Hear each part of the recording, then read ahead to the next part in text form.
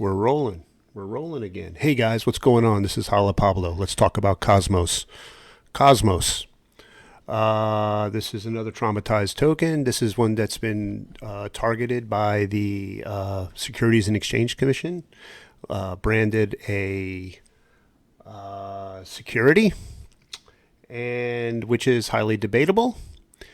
And I want to talk a little bit about it because I think Cosmos is a very important project, kind of like Polkadot, which is one of its competitors. And what they strive to do is link blockchains together. So all of these tokens that we've been talking about, or coins, if they have their own ecosystem, it's a coin.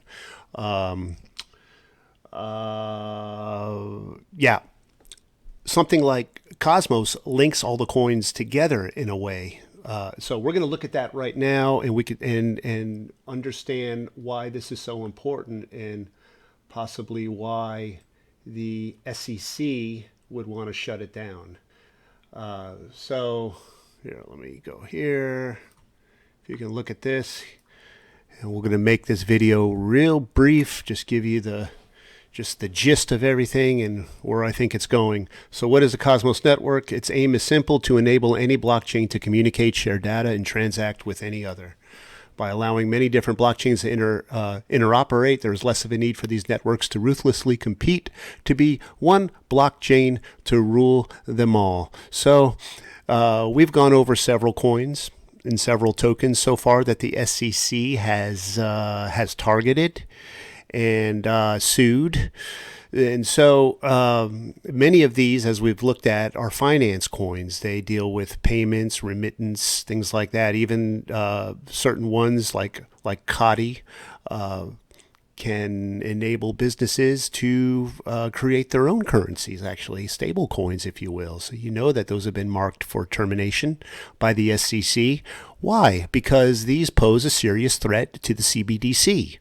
They don't want people creating their own stable coins. They don't want investors putting their USD in crypto. So anything they can do to weaken crypto before the rollout of CBDC, they're going to do it, because when it comes time, the average investor is going to be presented a dilemma. Do you put your money in this hyper mega volatile cryptocurrency, or in the stability of USD and backed by the federal government?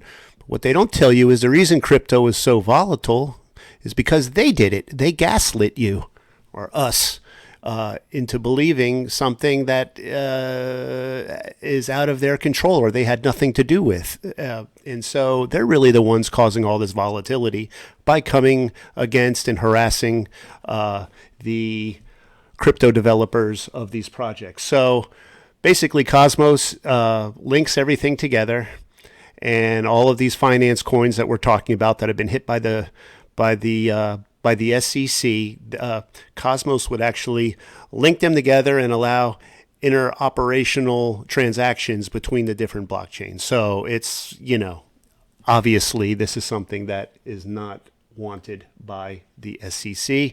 The SEC says that these crypto assets are securities, and their reasoning was wrong. So this is basically an argument against it being a security. They're saying SEC's facts on Atom are pretty poorly researched. So these are the refutations of the SEC's claims and indictments against Atom. Basically, they have what's called a Howie Test, where they determine if something is a security, which I guess took place. It's some test that they do with these parameters, and that if whatever the asset is, if it fits these parameters, then it's considered a security. And they're saying that the SEC basically didn't do its research on Atom, and it's not, in fact, a security. So it's all bogus. It's all just to generate FUD and things like that. But the fact remains that it is being hit, and as a result, the price has been affected. So we're going to look at it right now. So let's not waste too much more time. 4 minutes. Okay. Here's the price action. Here is the technical analysis for Atom. And Atom is the token for this whole operation to work, which is called Cosmos. So basically, I just mapped out the selling climax, the automatic rally, and the secondary test. So we have this rudimentary kind of Wyckoff range. And so here we've kind of gotten a floor. We're back at a floor now with not Wyckoff, but Bitcoin just dumping just recently. It hasn't really affected. I mean, all of these things have been in downward trajectories since before Bitcoin dumped out of its macro wedge, rising wedge that it's been. I've been warning my trading group for months now about Bitcoin, about the levee breaking out of the rising wedge, and we're going back down to retrace the prior lows. That's what I believe we're doing. And many of these alts will be pulled down with it, maybe not to that extent, because when Bitcoin weakens, then the altcoins rally usually. But we see here that, here, let's just do a regression trend off the top of, say, this point. We'll just do a regression trend here. Okay. So I see predominance of supply throughout this descending channel, which leads me to believe that we're going back down to mitigate the selling climax. So long story short, I would not be purchasing Atom right now. I would purchase Atom once it hits the selling climax, once it mitigates the selling climax. Where the hell is my brush? All right, here it is. So I'm expecting it to come eventually and remitigate this low here as it descends through the Fibonacci retracements. That's what the Fibonacci retracements are. So once we get back into this this range here, say like this is midpoint and this is range resistance, selling climax is range support.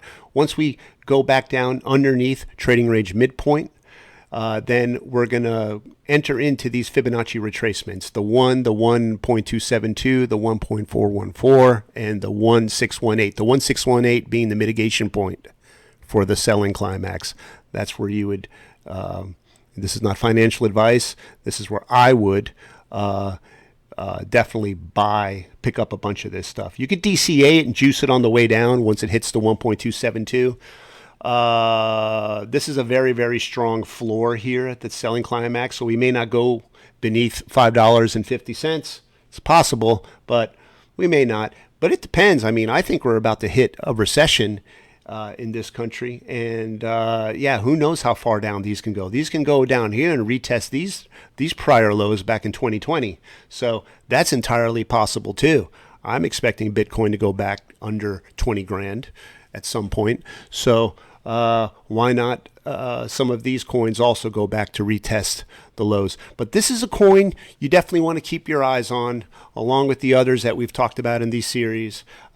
These are ones that have been specifically targeted by the SEC because they have deemed them the greatest threat. And so the SEC can't ban these. They can't do anything about them other than heavily regulate them in the United States and make it virtually impossible to buy them or find them for someone living here. But people who live abroad can, as long as their governments allow it, they could still obtain these cryptocurrencies. But they're not going anywhere, I believe. Some of them may, but many of them will not. And I think the SEC knows what it's doing when it's targeting certain ones because they're, quite frankly, afraid of it. And it poses the biggest adversarial opposition to when the time comes to roll out FedCoin. So that's what that is. And so, but I think all of these are going to see, almost all of them are going to see rebounds, and those who have bought down at these juicy levels can get a good return, and they sell them in the next bull run, which I think it's going to happen sometime. Maybe would like kick off early next year, spring of 2024. So that's all I've got. We're coming up on 10 minutes. I know I really didn't go too much in depth on this one. We did a little bit of fundamental analysis and a little bit of technical analysis.